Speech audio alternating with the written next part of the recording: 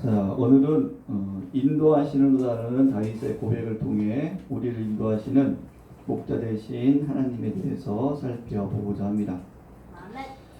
양은 시력이 매우 안 좋은 동물입니다. 그래서 무리와 조금만 멀리 떨어져도 길을 잃고 마는 것이 양의 특징이죠. 따라서 양은 인도해 주실 그런 목자가 반드시 필요합니다.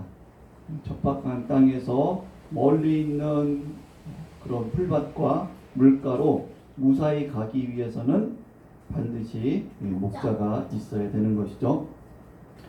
이런 팔레스타인 지방에서 목자가 양을 이동할 때는 뒤에서 막 몰아가는 것이 아니라 목자가 앞에서 인도를 합니다. 목자가 양무리 앞에서 먼저 이렇게 가면은 양들이 목자를 보고 또 목자의 음성을 듣고 목자를 졸졸졸 따라가죠. 그래서 목자가 인도하는 대로 양이 따라오는 모습을 볼 수가 있습니다. 이렇게 목자가 푸른 초장과 실만한 물가로 그것이 어디 있는지 알고 있기 때문에 먼저 그것을 알고 양들을 인도할 수가 있는 것이죠. 그래서 척박한 땅이라고 해도 양들은 목자가 인도하는 대로 잘 따라가면은 무사히 푸른 풀밭과 쉴만한 물가로 도착할 수 있게 되는 것입니다. 우리는 인생을 살다가 우리의 인생이 어디로 가는지 알 수 없을 때가 참 많습니다. 내가 내일 어떤 일이 일어날지, 혹은 1시간 뒤에, 30분 뒤에 어떤 일이 일어날지 모르는 것이 바로 인생이죠. 아침에 부모님께 학교 다녀오겠습니다 그렇게 인사하고 나갔던 자녀가 횡단보도에서 기다리다가 우회전하는 차에 치여서 죽은 그런 소식들을 듣게 됩니다. 참으로 안타까운 일들입니다. 그렇죠? 그 부모님과 그 아이가 아침에 서로 인사할 때는 그런 일이 있을 거라고 생각을 했을까요? 못했을까요? 전혀 못했죠. 전혀 못했던 상황이었습니다. 그런데 그런 일들이 일어나는 것을 봅니다. 우리나라 속담에 돌다리도 두드리며 가라라는 그런 속담이 있습니다. 어떤 일들을 결정할 때에 수많은 그런 변수, 어려움들이 생기기 때문에 바로 결정하지 말고 심사숙고해서 결정하고 또 시행하라라는 그런 뜻입니다.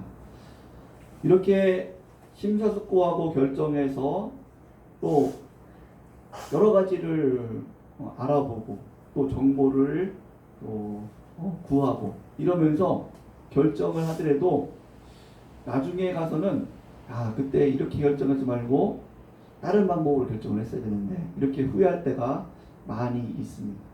그것이 우리의 인생이죠.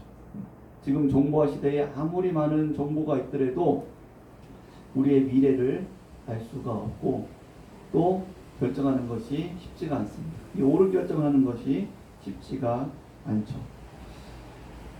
이렇게 인생은 죽을 때까지 매일 새로운 일들을 만나게 되고 또 새로운 일들 속에서 새로운 결정을 해야 되고 또 그 가운데 정말 우리가 막막한 일들을 당할 때가 많이 있기 때문에 우리의 인생도 목자가 필요합니다.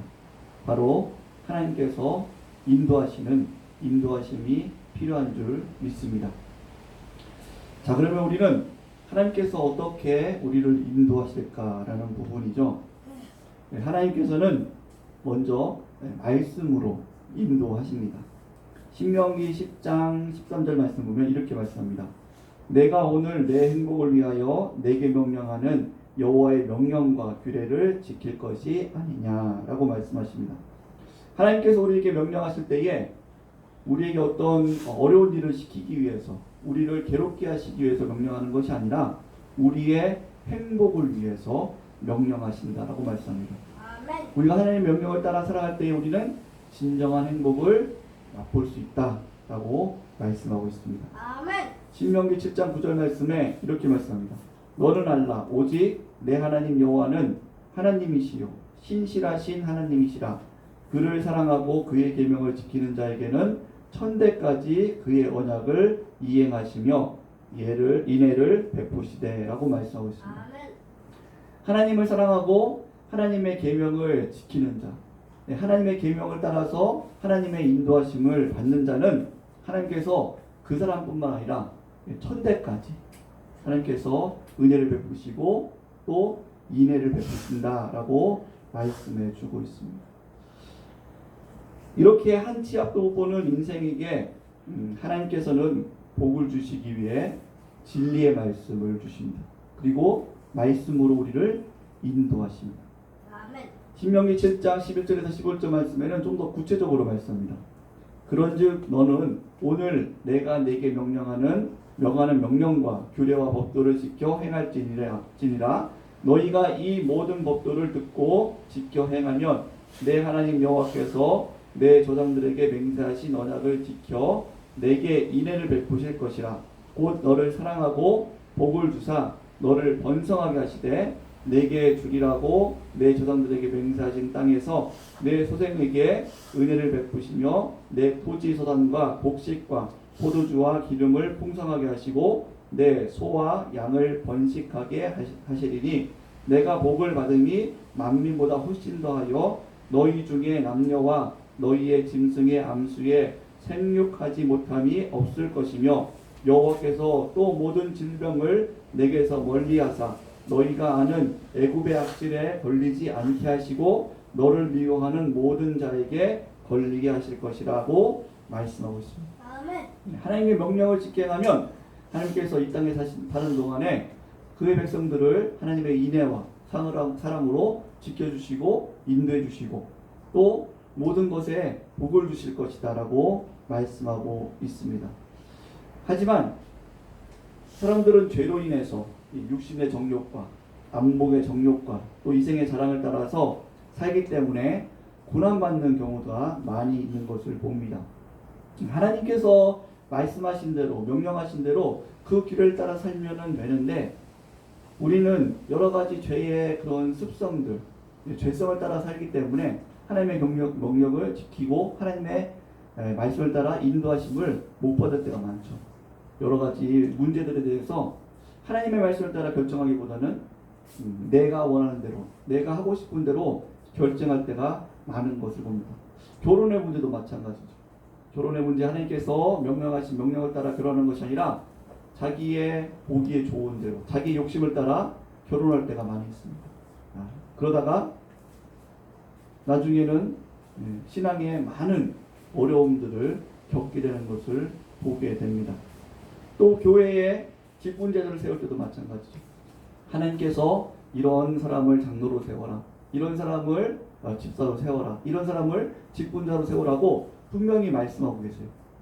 그런데 그 말씀에 따라서 교회가 인도함을 받으면서 직분자를 세우는 것이 아니라 자기의 어떤 인간관계에 따라서 자신의 이익에 따라서 그렇게 직분자를 세울 때에 교회에 많은 시험과 어려움을 겪게 되는 것을 봅니다.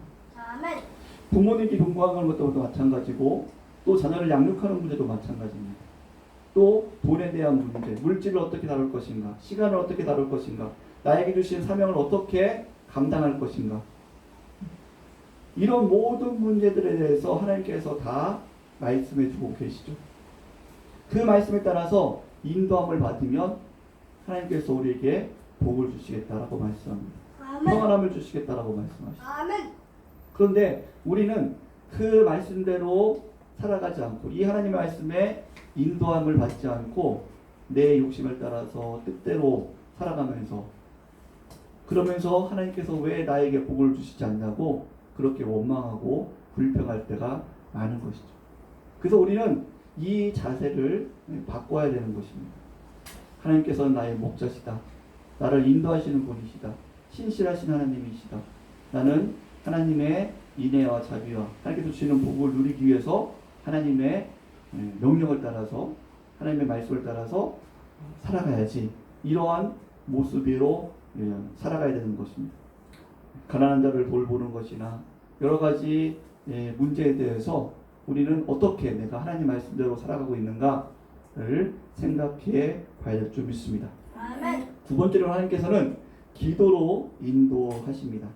마태복음 7장 7절 말씀에 구하라 그리하면 너희에게 주실 것이요 찾으라 그러면 찾을 것이요 문을 두드리라 그리하면 너희에게 열릴 것이니 라고 말씀하고 있습니다. 아멘. 또 요한복음 15장 7절 말씀에 너희가 내 안에 거하고 내 말이 너희 안에 거하면 무엇이든지 원하는 대로 구하라 그리하면 이루리라 라고 말씀합니다. 하나님께서 구하는 것을 주시겠다라고 말씀하고 있죠. 하나님께 기도함으로 하나님께서 인도해 주시고 공급해 주시겠다고 말씀하십니다.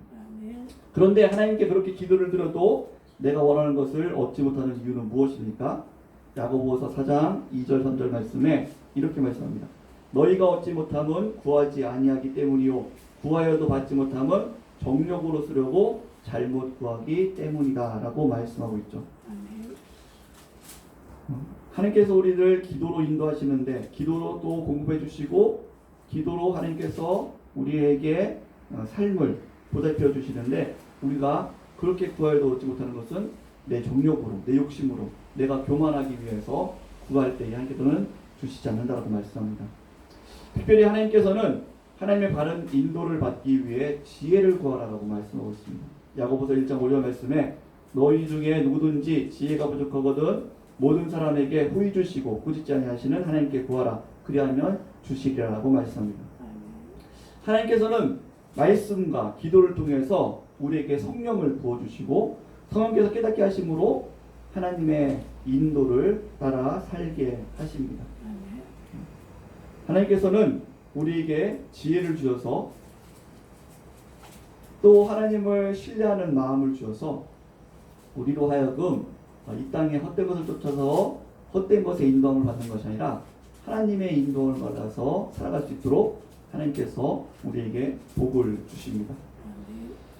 자, 이렇게 하나님께서는 우리가 하나님께서 우리에게 말씀과 기도를 통해서 하나님의 복된 길로 인도해 주세요. 그래서 우리는 이 말씀과 기도로 하나님의 인도하심을 받으려고 노력을 해야 됩니다. 그렇지 않고 하나님의 말씀과 기도로 인도하는 받는 것이 아니라 내 눈에 보이기 좋은 대로 내 육신의 편한 대로 내 게으른 대로 내가 원하는 대로 그렇게 그것을 따라서 인도함을 받을 때에 우리는 어려움에 당하게 되는 것을 볼 수 있습니다. 이럴 때 우리는 하나님 앞에 회개하고 하나님의 인도를 받지 않고 제가 잘못된 것 또한 마귀의 유혹에 그렇게 빠져서 잘못된 인도를 받았던 것을 용서해 주옵소서 기도하면서 바르게 하나님 앞에 나와야 될 줄 믿습니다. 이래서 우리는 하나님이 나의 목자이시기 때문에 또 특별히 인도하시는 목자이기 때문에 우리는 하나님께서 주시는 푸른 풀밭과 맑은 신한 물가에 그런 공급하시는 복을 받기 위해서 하나님의 인도하심을 받고 또 그 인도하심을 따라서 온전히 순종하는 삶이 있어야 되는 것이죠. 순종하는 삶이 있어야 됩니다. 하나님의 인도를 받으면서 그 말씀에 온전히 순종하는 삶. 이러한 삶이 바로 우리가 하나님 앞에서 바른 복을 받는 삶을 살게 되는 것이죠. 하나님께서는 우리의 필요를 다 아시고 또 세심하게 매 순간 인도해 주십니다. 때로는 우리가 하나님께서 우리의 인생 가운데 왜 그렇게 어려운 과정들을 지나게 하시는지 알지 못할 때가 있어요. 하지만 하나님을 신뢰함으로 하나님의 인도를 따라서 살다 보면 시간이 지났을 때에 하나님께서 이런 뜻이 계셔서 이렇게 나를 인도하셨구나 라는 것을 깨닫게 됩니다. 다윗도 마찬가지죠. 다윗도 역시 많은 시련과 고난이 있었지만 그 속에 하나님의 인도하심이 있었던 것을 다윗은 깨달았고 그 하나님의 신실하신 인도 가운데에 믿음이 성장하고 또 그가 바르게 세워질 수 있었던 것을 고백하고 있습니다. 그리고 하나님 없이는 내가 아무것도 아니구나. 하나님은 정말 목자시고 나는 양이구나 라는 믿음과 신뢰가 생겨나게 된 것입니다. 그러므로 우리는 이것을 깨달아 알아야 됩니다. 신앙생활의 가장 중요한 것은 내가 어떤 일을 하는가 보다도 하나님이 나의 목자가 되신다라는 이 관계입니다. 하나님은 나의 목자가 되시고 나는 양이다 라는 이런 인격적인 관계, 이 신뢰의 관계, 양이 목자를 온전히 신뢰해서 그 목자의 인도함을 받아 따라가는 이 관계, 이것이 하나님과 나 사이에 중요한 신앙의 모습이라고 오늘 다윗은 이야기해주고 있는 것입니다. 아멘. 사랑하는 성도 여러분, 우리가 신앙생활을 어떤 교회의 일, 어떤 전도의 일, 어떤 봉사의 일, 예배의 일, 어떤 헌금의 일, 그 일로 생각하고 있지는 않습니다. 우리는 그것을 더 벗어나서 내가 얼마나 하나님을 신뢰하고 하나님으로 인해서 기뻐하고 있는가, 내가 얼마나 하나님의 인도를 받고 있는가, 말씀과 기도를 통해서 성령의 깨닫게 하심을 통해서 하나님의 지혜 주심을 통해서 내가 얼마나 하나님을 신뢰하며 그 하나님의 인도를 받고 있는가, 이것을 우리는 생각을 해야 됩니다.